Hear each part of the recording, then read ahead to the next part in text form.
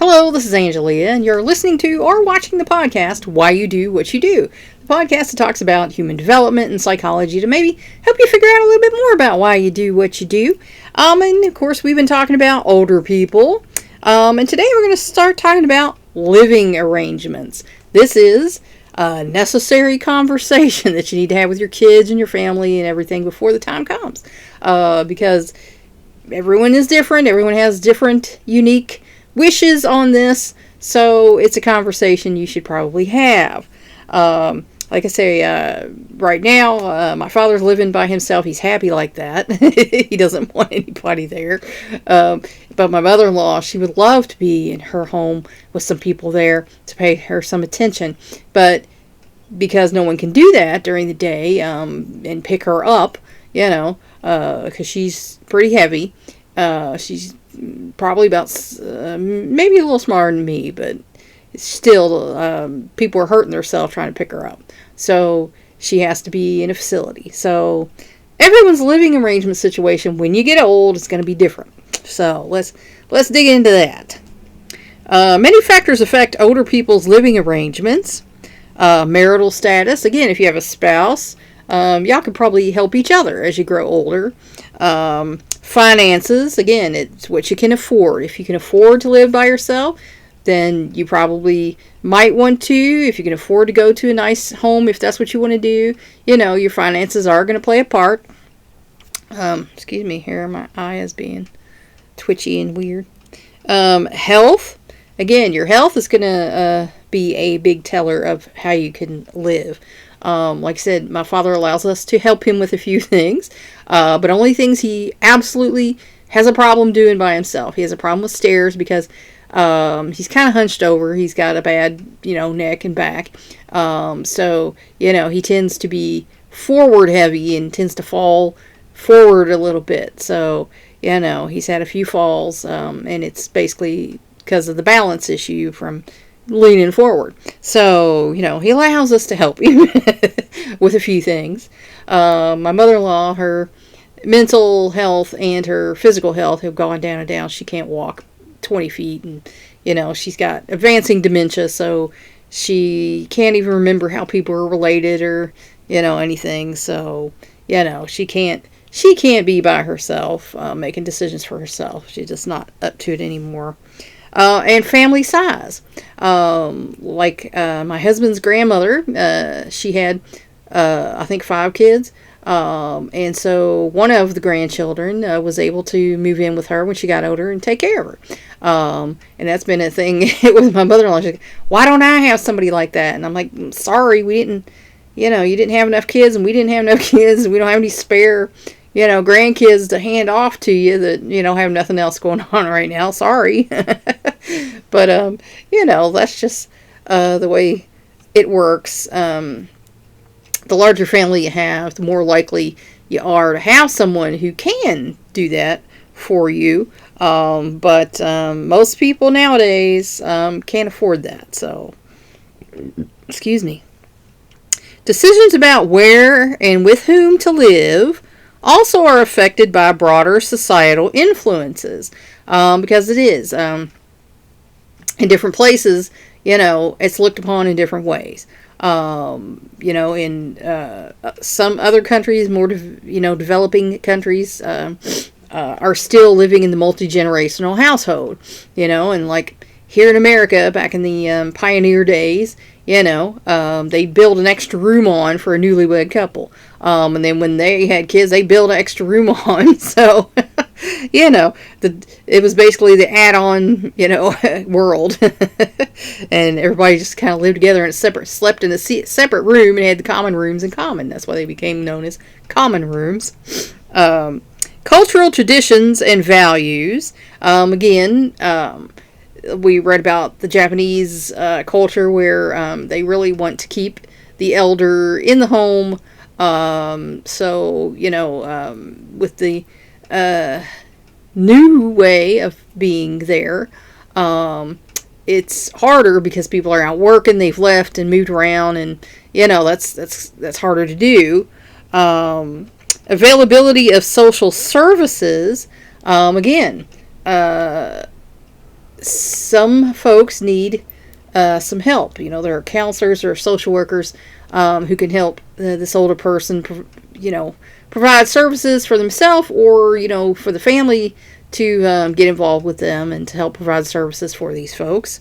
Like my grandmother, who was in a nursing home, but yet they provided a ride. She had access to rides to come. Like she came to Christmases and things, with this it's a little bus, but she was able to do that. And, I thought that was the greatest thing ever, because I really missed her and I wanted to see her more. I could get up there maybe once a week or whatever, but, more than that, because I worked, wasn't a thing I could do. So, I really was happy that they could bring her in on holidays and include her. And I know she enjoyed it too. And the types of housing available. Again, when we were looking for a home for my mother-in-law, he checked with several of them to find availability. Because we live in this is the biggest city in our state. But, there's a lot of, still, you are not the most advanced state ever. But there's still, a lot of services that our infrastructure is not really supporting now based on our population growth. So, there is sometimes a lack of availability in nursing homes. In developing countries, both elderly men and women typically live with adult children and grandchildren in multi-generational households. So this is in developing countries, and that was the way of life for everybody at one point. Or like I said, in Africa, I know they build another little house next to the parents' house and around, and like make a little circle around in the village. So, and like I said, the pioneers, add a room onto the house for the new couple, add a room on for the kids, so they had the common rooms in common. In developed countries, such as the United States, Canada, and most European nations, the minority of older adults living alone has increased greatly since the 1960s. So, more people are living alone since then in developed countries. And that has a lot to do with the fact that most children grow up, go to college or whatever, and move away from the parents. That's just a common thing in life now. So it's harder for them, and they might have children of their own. They might not be able to afford a bigger house where they could have an extra room for the grandparents. So there's a lot of factors in that. And, grandparents might feel like they would be intruding if they moved in, with them or had them move in with them. And, like I say, everybody's different, so different people have different outlooks on that. Also, with increases in survival, because we're getting older now, like I said, the Danny Boone days, you lived to be 40 and you were old. That's a ripe old age. Nowadays, most of us live into our 80s, so, we're living longer. The main person many older people in both developed and developing countries depend on for care and support is their spouse. So, it behooves you to have a spouse if you don't. I'm not saying just go grab the first person you see and get married. But if you're married, then you're there for each other. My husband had a stroke and he suffered some brain damage. He's got a pretty good chunk of brain damage there in his left hemisphere. So I'm having to pull his weight mentally a lot more now.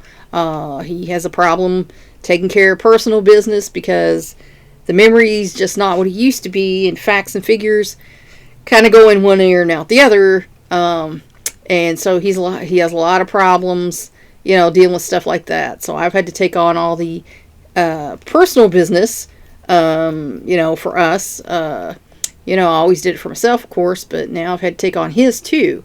Like we went to get the real IDs, and I told the lady, I said, I should really go with him. And she's like, oh, we don't, I just wanted to, And I'm like, okay. So then when I heard him back there, what are you? And I told her, I said, honey, he has brain damage. I said, he really could use me to be there with him right now. She goes, oh, go find him, go find him. So I got to go back there with him, and then I got it all straightened out with the lady. And he said, she was just confusing him because she kept pulling out all this stuff. Well, you need to, because I don't know what she's talking about. I have no idea what she's talking about. I don't, you do all that stuff because I just can't anymore. So, and that's our reality now, so we help each other. I can't reach tall things and he can, like the lights. He goes to work still every day. He has a physical job, so, that's good. And, he drives past the store, so I make him feel useful. I'm like, hey, can you get this on your way home? Because he goes right past the store, so. But otherwise, I'm pretty much in charge of everything as far as household business goes, and any type of paperwork, because he's just not able to do that anymore. So we're compensating for each other's weaknesses, and my kids joke, it's like, well, they're basically one person. Mom's the brain and dad's the body, so but at least we're one whole person together. So it's good if you have a spouse, to lean on for support when you get older, and, you can be there for each other. In the United States, in 2000, 95.5% of persons aged 65 and older lived in the community. More than half, 55%, with a spouse. So again, if you have the spouse, it's more likely that you're going to be able to live longer by yourself than without. Sorry to all you bachelors and bachelorettes out there who just didn't ever, get married. It's not the end of the world, but, you're more likely to be able to live by yourself longer if you've got someone in the house with you helping you out.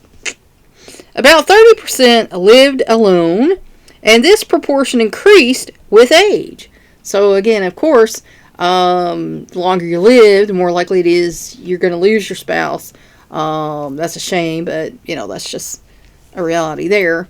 So at some point, you might end up living alone.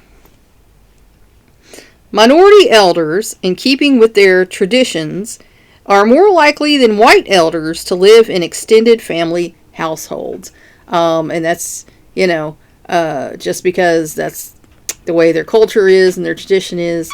And, Europeans are not still that way at this point. All right. My son came in, so I had to pause.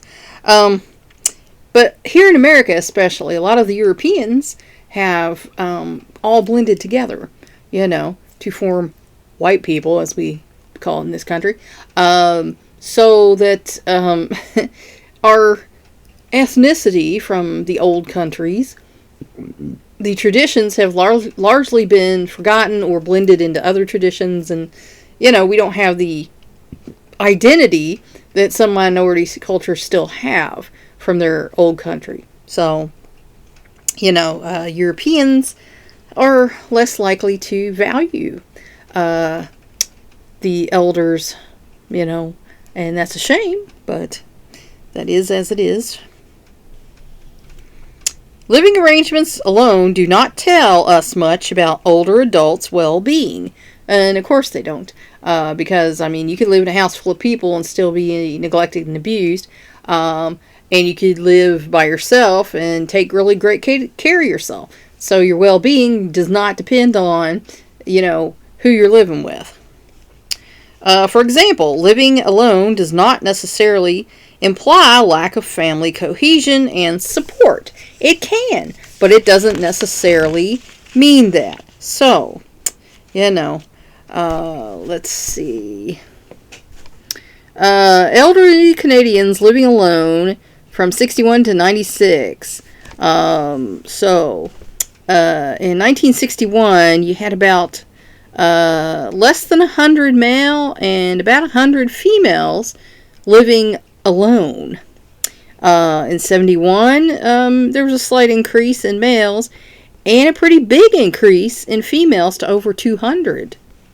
In 1976, still not much of an increase in males, but an even bigger increase to about 250 for females. So women are living longer and they're needing help. 1981, males topped over about 100, and females were over 400.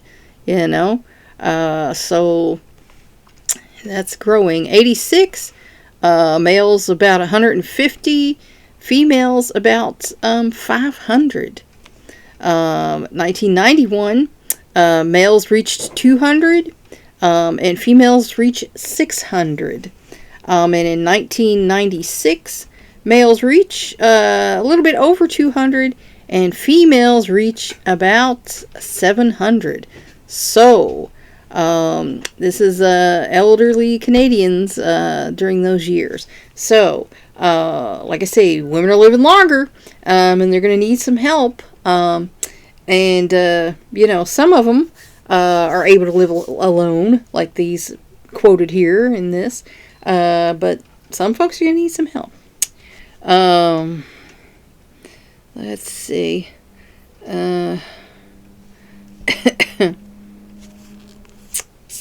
Living arrangements of non-institutionalized men and women aged 65 and over, United States, 2000.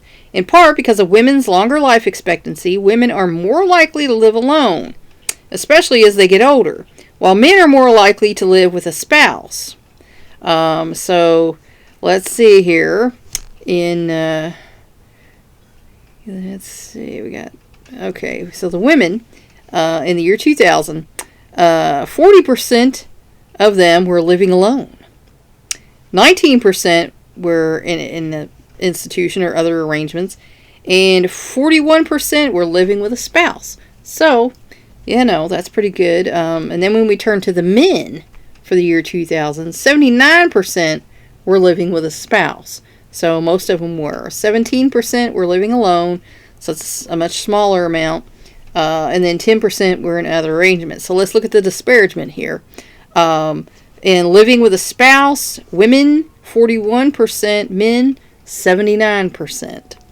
Living alone, 40% for women and 17% for men.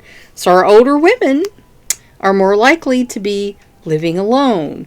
If mom's elderly, you might want to check on her, make sure she's okay, because that can be a dangerous thing. That's how my mother-in-law fell and broke her hip.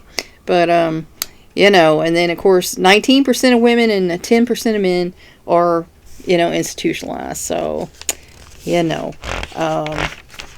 families might be supportive, they might not be supportive, but the reality is we're all going to get older, and you're going to have a plan.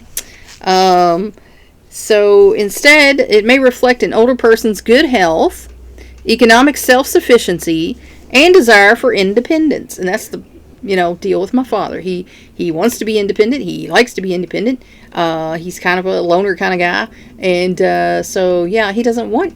He joked one time about having one of my sons come live with him, but he's decided now he don't want that. So he's happy alone and doing his thing, and if that's what makes him happy and he likes it, good for him. By the same token, living with adult children tells us nothing about the quality of relationships in the household, and that's true, because I know elders who lived with adult children, and they weren't very great to them, and we hear cases. My brother-in-law worked for Elder Services in the state of Missouri, and that was his job, is to investigate